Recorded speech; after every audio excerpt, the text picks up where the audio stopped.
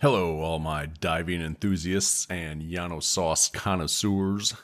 We are back with some new dives all the way back from May. Pay no attention to these dates that say April 5th.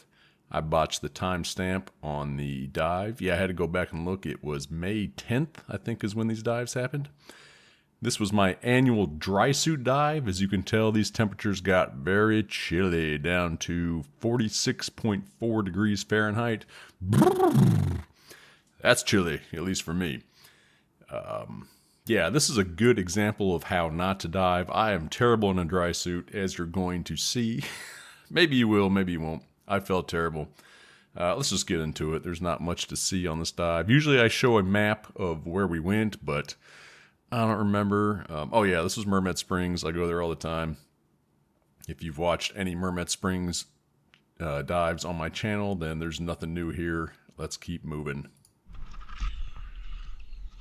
Yeah, we're all bundled up, but it's May, so the green stuff is out. Very misleading, I'll say. Usually we do this dive in March. And we went this March, or we had a plan for, we had a plan for early April, I think. And a terrible storm ripped through that weekend, or was planning to, that's what the weather report said. That's what I'm trying to say. Oh, I gotta turn this down, it's a little loud. And so we pre-canceled it, and I think that was a good idea because the storm came, and it was a cluster from what I understand. So glad we did that. So it got postponed to May. The downside of that was my cousins and their friend were supposed to all come, and that didn't happen because of the cancellation. So just me and my good buddy Terry here. He's one of the few cold water divers I have in my circle. His wife was also here. She was sitting back at the dock. She didn't want to come. Too cold, a little too chilly for her. That's okay. I understand. It's alright. Cold water's not for everybody. It's not for me either, but you do what you gotta do, So Terry here, you see he's got 2 tanks on his back. I actually am really trying to get into that right now. Yeah, I got a self-reliant certification a few months ago, back in June of 2025. And the first thing you do there, really the only thing about that class, well, I shouldn't say that. There's a lot of aspects to the class, but the main thing is redundant everything, and most notably redundant air supply. And so that's what Terry's diving with there. He's got a totally independent air supply, and he's actually got his octo attached to his air supply, his, I'll call it a pony bottle, although it's, well, yeah, it's a pony bottle. I really like how he's got his mounted on his back. I want to do that as well. In the class, we strapped it to a D-ring in the front. I chose the left top D-ring just because there's some Yano sauce in your face coming at you. In my dry suit. Extremely uncomfortable. Well, temperature-wise, I was great. It's just the buoyancy in this thing I cannot figure out. I do dry suit diving once a year, and it is tough, man. It's like the first dive all over again in terms of buoyancy. In fact, in this particular dive, I ran out of air. I was doing so much air in the suit, venting the air in the suit, filling up the BCD, dumping the BCD. We got to the airplane, and we're starting to come back from the airplane, and I had like 700 left, and I was getting light. That's the other thing. When I wear a dry suit, I gotta stuff every freaking pound I can muster into my BCD, and it makes me top heavy, so my legs go up in the air, and I'm, brick, a little long. I should be better at shooting these bowling balls by now. I do it every time I swim past this bathtub, and I usually miss. You can see the visibility is pretty good. Usually, this school bus is just swarmed with silt and muck because all the classes. This is still a little early. This was early May. I said the classes start probably mid-May.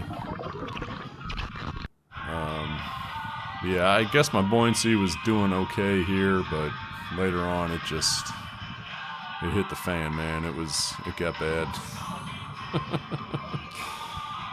Yeah, I gotta get some Chuck Taylors too. That's the other thing. I rent the dry suit, I rent all the equipment, except the undergarment. I do own my own undergarment just because I feel like that's the sanitary choice. But they give me these size 13 boots, and once I put on a thick sock and the dry suit, my toes are really scrunched up in there and it hurts. I gotta get some bigger shoes. I should get some size 14 Chuck Taylors. That should be on the menu. I can get all the dry suit gear, except for an actual dry suit, which quality dry suit starts at like, I don't know, $2,500 to $3,000, something like that. You can get them cheaper than that, but I kind of live by the notion of you get what you pay for, so... Maybe that's not always true, but more times than not in my life, that's been true, so I'm not always looking for the cheapest thing on the shelf. Even though if you put them side by side, it's of things I'm not familiar with. It's not like I could tell you the difference between them, but... Anyway, I made it through the school bus okay, but as soon as I start venting air and my tank starts getting lighter, yeah, just the positioning of my weight, I really gotta practice this. I'm gonna have to rent a dry suit one weekend and just figure this thing out, because it's very frustrating to dive with terrible buoyancy. It's you know, it's like walking around with a blindfold on or something. I don't know, maybe that's a bad example, but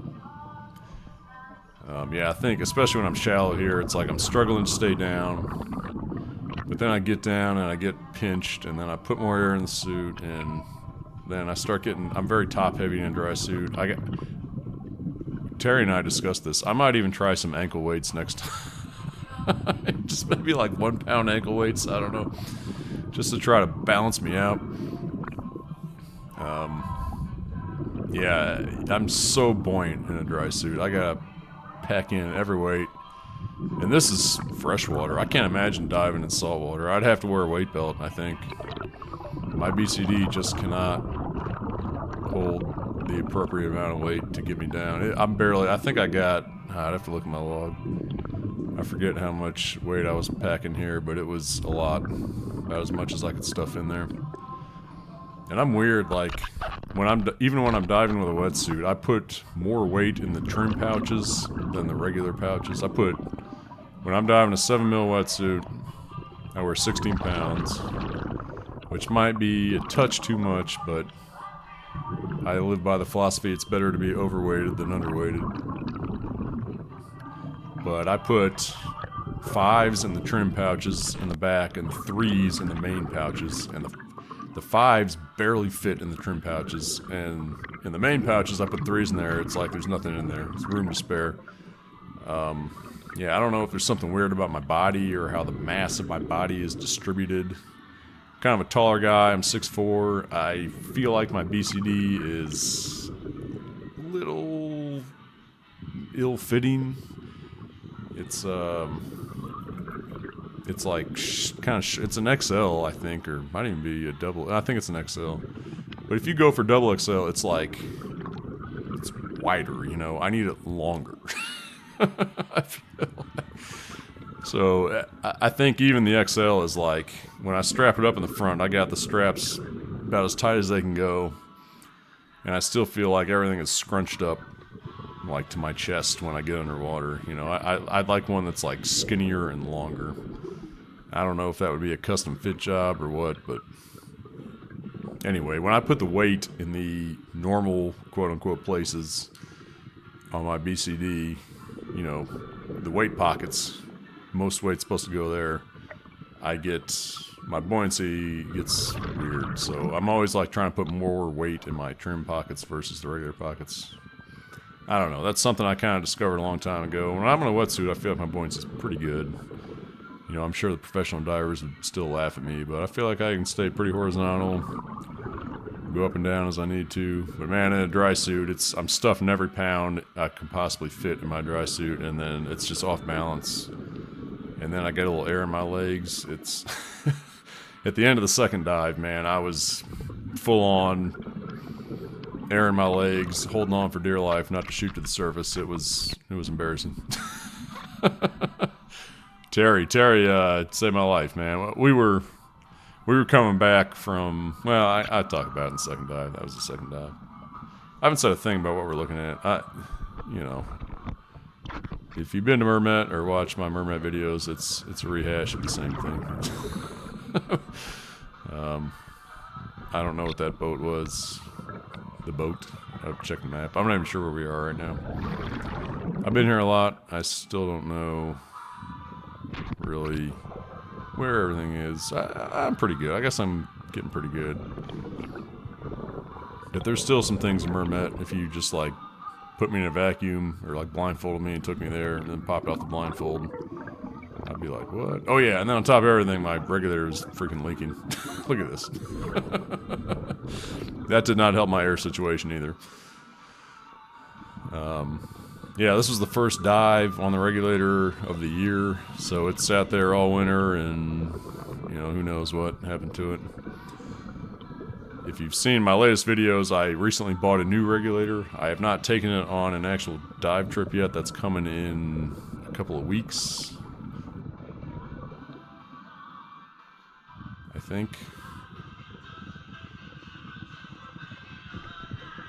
Yeah, I've taken it to a pool. That's already posted. If you look at my Mares unpacking gear video, you'll see me checking out the new reg in the pool. A little disappointed, to be honest with you. I spent $700 on the regulator. It was on sale, July 4th sale. And it breathed great in all the normal positions. What I was really hoping for was easier breathing in abnormal positions, namely laying on my back looking at the surface, and that was still hard. Can anybody comment on that? I need to do some Googling, ask the dive shop. When I'm laying on my back and looking at the surface, it is extremely hard to breathe out of both the regulators I've used now. And that's my Sherwood Brute, which is I've used. This is what I've got on this dive. And then I just bought this Mares adjustable 62X, or Atlas, Mares Atlas adjustable 62X. That's the name in the correct order.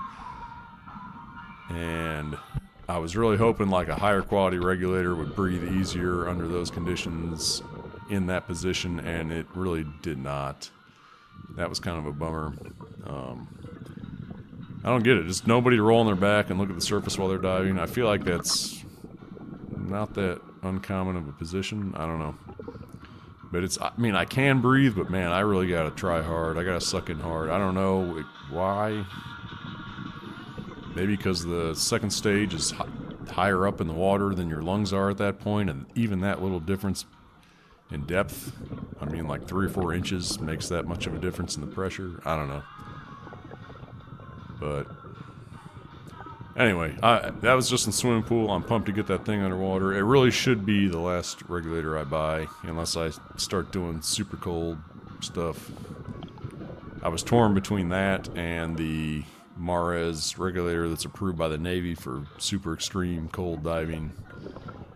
And I thought, you know what, I don't do any ice diving, I don't have any plans to, so I saved $100 and got what should be a very decent regulator. But alright, enough of that. Let's actually talk about the dive. So here we are in the train car. My buoyancy's pretty good at this point. I'm already kind of burning through air. A lot of that was probably off camera. I'm a little frustrated right now. This is good visibility in the train car, though. Yeah, enjoy this visibility, man, because it's like May 10th. I'd say the next weekend is probably when the classes start. I believe I came here in mid-May to do my open water certification.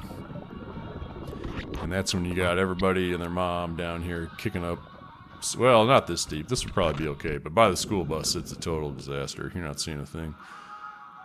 Because you got 20 students, you know, every 10 minutes swimming through there, ramming into the bottom. And I'm not criticizing. That was me. Actually, my biggest problem was buoyancy on the way up. I could get down fine, and I was okay with buoyancy, but every time we started coming up, I always forgot to vent air.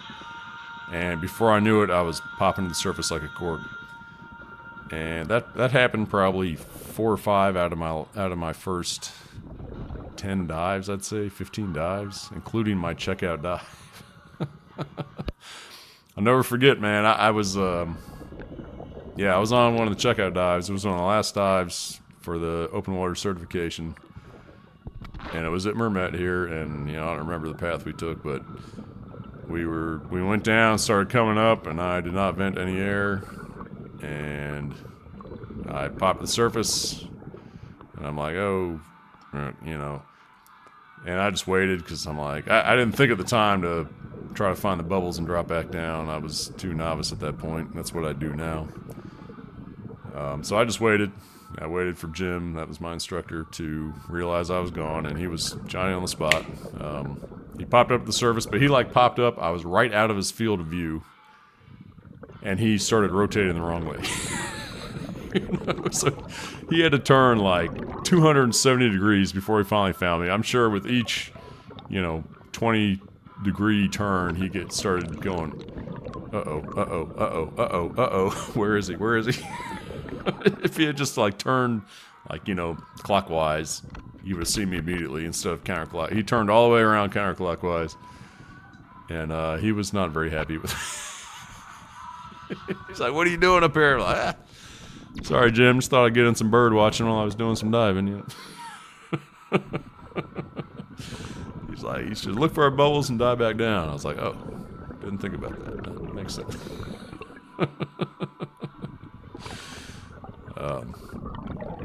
But yeah, I'll tell you what, I've been watching this dive and not talking about it, but it's been going smoother than I remember. I feel like I was really struggling under there. Of course, Terry swam into the airplane, and I was like, come on, Terry.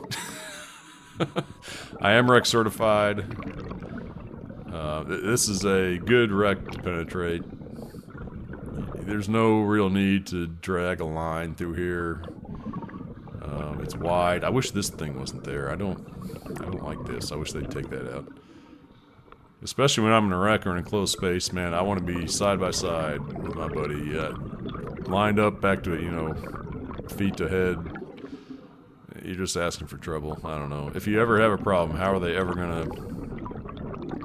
turn around and help you? And especially if it's a small enough space where it might be difficult to turn around. This is not that. You can see it's very wide. But I wish they'd take that freaking thing out. I don't know. I don't even know what it is. What is that? Obviously the seats are gone. Why did they leave that? They got chairs in here? I don't know.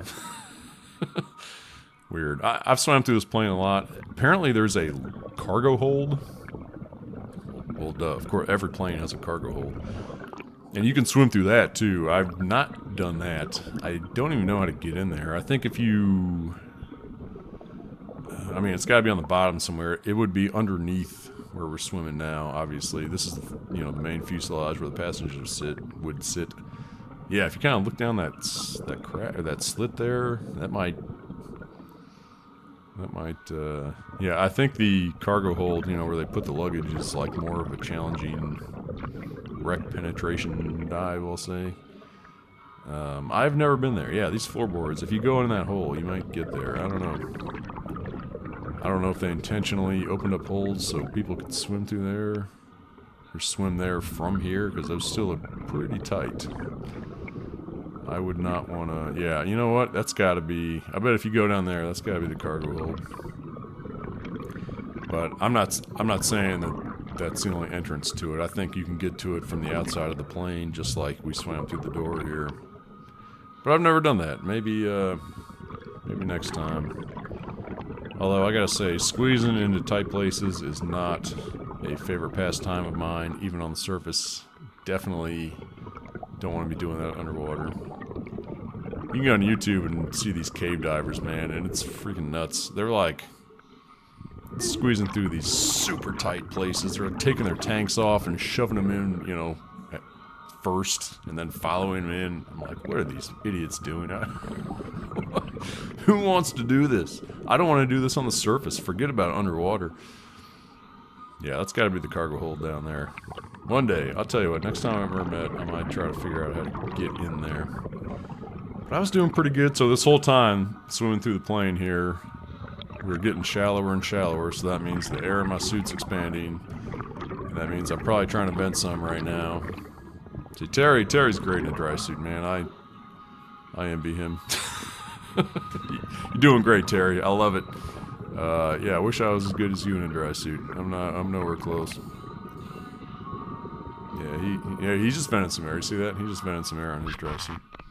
And he taught me, I did not know this. You can push the purge valve on the dry suit and it vents air. I did not know that was... Look at him, he's pushing the button right there.